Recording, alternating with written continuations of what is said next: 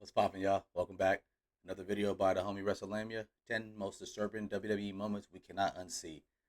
I can't wait for this because I know there's always some crazy ass moments. I'm sure a lot involving Vince. I got a feeling the Kane and I think Kane had a. I don't know, but we'll see. All right. Give WrestleLamia a subscribe. Give your boy a subscribe. Let's check it out. Disturbing moments in WWE.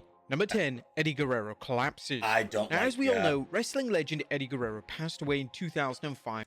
Real quick for the people that don't know, Vince, this is the Vince era. We know it. Vince doesn't give a damn if you die, lost an arm, if your mama got hit by a goddamn nuclear missile.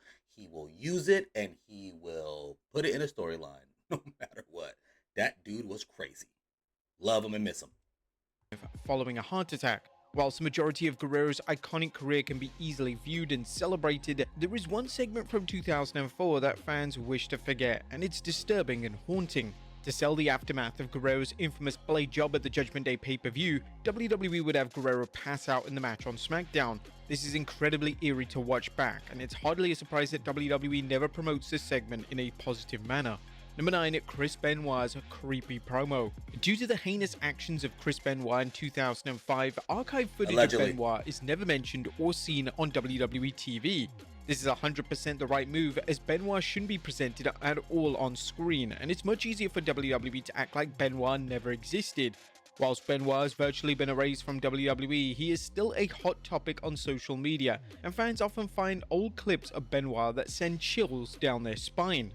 In one WWE.com exclusive promo from over 20 years ago, Benoit informs the audience that his wife and children won't be watching Raw as he'll be doing something unthinkable.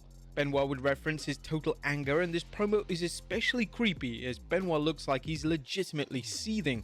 Other promo work from Benoit, especially in 2004 when he was world champion, is incredibly hard to watch. In the majority of his promos during his babyface world title reign, Benoit would talk at length about his family, and knowing what happened to them, it's difficult to watch without getting genuinely upset.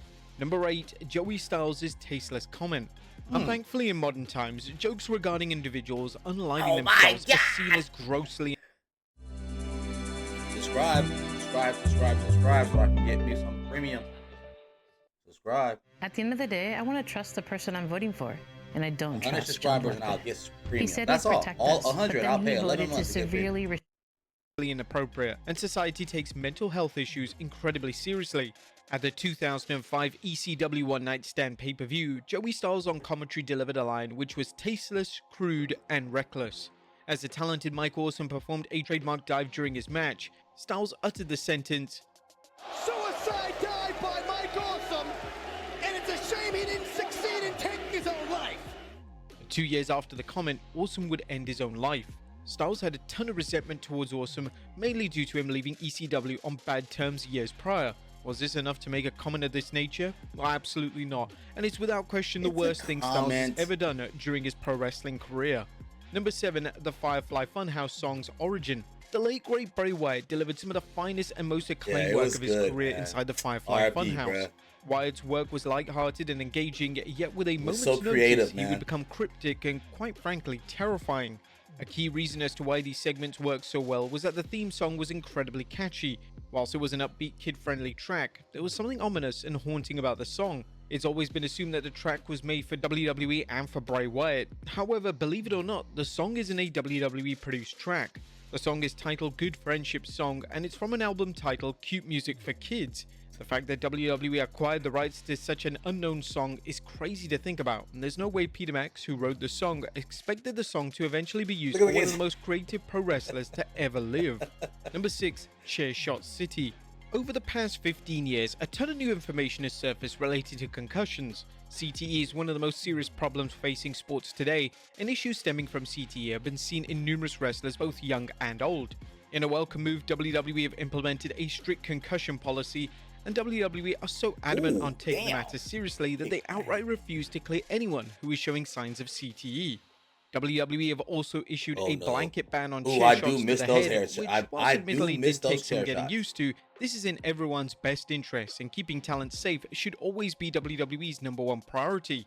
Due to the effects of CTE, specifically Ooh, chair my shots to the God, head, that was in certain the matches face. from WWE's back catalogue have become incredibly difficult to sit through.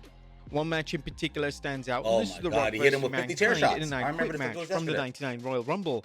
This is the match in which Mankind takes chair shot after chair shot to his skull. 30. The sound of the steel bashing against Mankind's head is horrible to listen to, and The Rock doesn't exactly hold back in his delivery of the chair shots.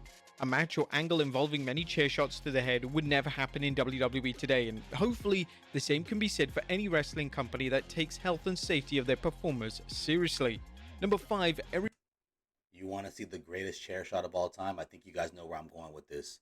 The Hardy Boys versus Brock Lesnar. I mean, Jeff wraps his head around that chair. It's amazing. I think it's a receipt too. I think it's a receipt. Oh my goodness, it's so crazy.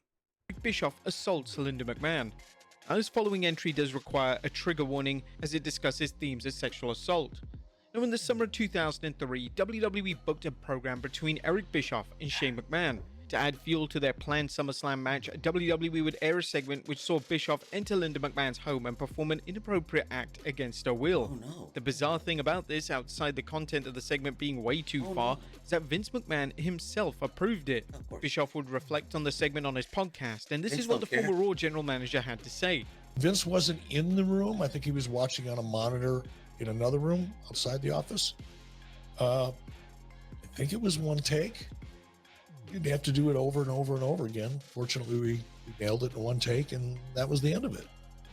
Vince thanked me. He was excited about it. Had a big grin on his face. He was happy with the scene. And as long as Vince was happy with it, I was happy with it. So it once the awkwardness of thinking about doing it was over with, it was just like any other scene, really. Bischoff then stated that McMahon was the one who wanted to make the act look forceful. You know, Vince wanted it to look very forceful.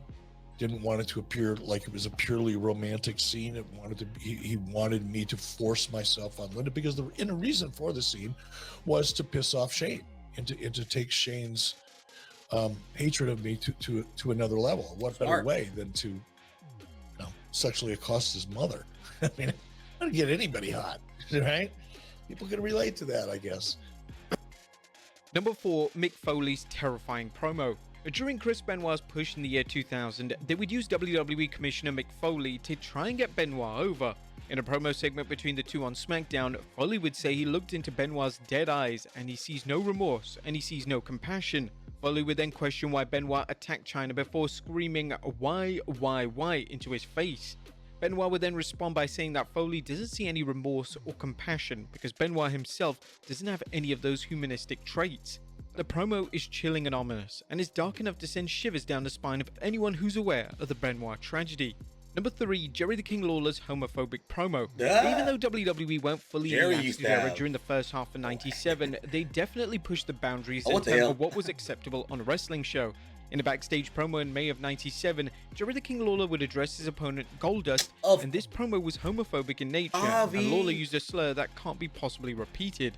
Yes, this was a different era, and yes, Lawler likely didn't come up with the promo material, yet this doesn't take away from what is a grossly inappropriate promo that is disturbing to revisit. Logic would assume that due to the content of the promo, WWE would erase it from the history books, yet believe it or not, the promo hasn't even been edited off the WWE network. Nice. The segment still exists on the platform, and the only change they've implemented is bleeping out one of the curse words. Number 2, the Velveteen Dream's obsession.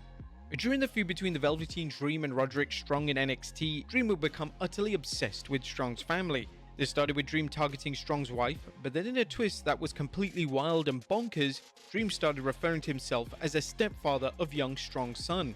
Obviously, this inclusion in the storyline is now seen as widely inappropriate, especially after it came to light during the speaking out movement that Dream himself was accused of having inappropriate contact with minors. Number 1, Vince McMahon's relationship with women.